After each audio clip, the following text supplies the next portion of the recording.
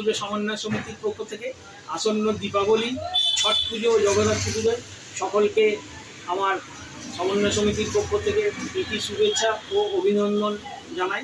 সকলে সুস্থ থাকবেন, ভালোভাবে থাকবেন এবং এই বাজি পোড়ানোর সময় সাবধানে বাজি পোড়াবেন, ছোটো ছেলেদের দিকে একটু নজর রাখবেন।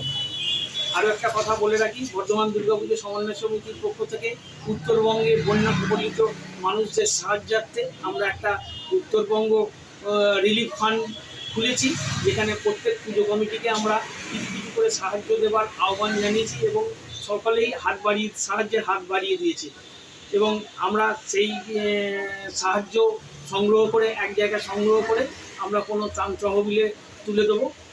আগামী 19শে October Bardhaman municipal boys high স্কুলে দুর্গাপুজো সমন্বয় সমিতি ও বর্ধমান জেলা তথ্য সংস্কৃতি দপ্তরের সহযোগিতায় এক অঙ্কন প্রতিযোগিতায় আয়োজন করা হয়েছে। ওই প্রতিযোগিতাতে সকল স্কুল ছাত্রছাত্রী তথা 8 থেকে 80 সকলকেই যোগদান করার আহ্বান জানাচ্ছি।